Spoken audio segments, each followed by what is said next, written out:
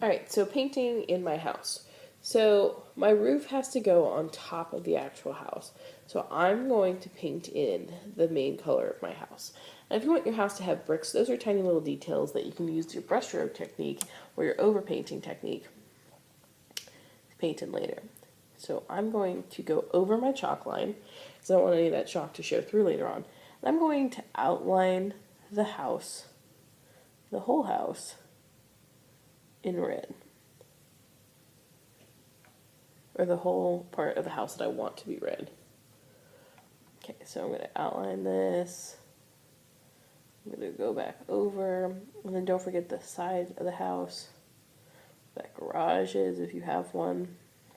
Okay, and then you're going to paint it in. So I outlined and I filled it. See how I went up there? It's okay because my roof still has to go on top. And again, remember with painting, if you don't get it right the first time, you can just paint over it. It's not a big deal. Okay, so I'm painting that in, and then I will outline and fill in this. So pretty much everything that you wind up doing, you're going to outline and fill it in.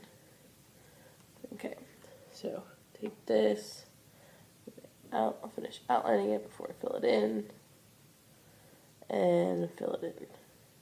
That's to make sure that I get a nice clean edge and I don't accidentally go over it with my paintbrush. Okay, so the next thing is to wash out your paintbrush, wipe it on the edge, blot it off. Okay, and now I'm painting your roof. So again, everything that you're going to do, you're going to outline it first, and then you're going to fill it in with paint. So outlining it first, and then going back and filling it in. Now, one thing that I want to warn you about, if you have outlined and filled in your painting, okay, and the paint is still shiny. So right now my paint is still very shiny.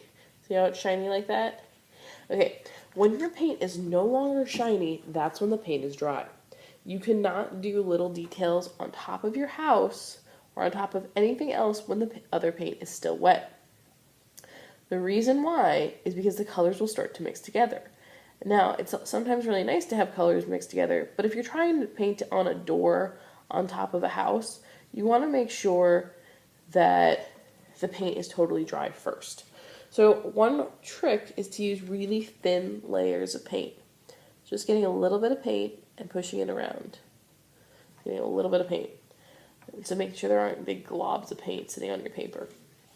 So while I'm waiting for the house to dry, I can go and start to paint my other details. When again, my house is no longer shiny. So right now, you see how my road's not shiny? But again, you can see my house is shiny. That. So I could paint details on my road like the actual line on the road, or if I want there to be snow on the road, I could actually paint that now. Okay, so I'm going to make a video of just me painting some trees and stuff like that, but I'm not going to be talking during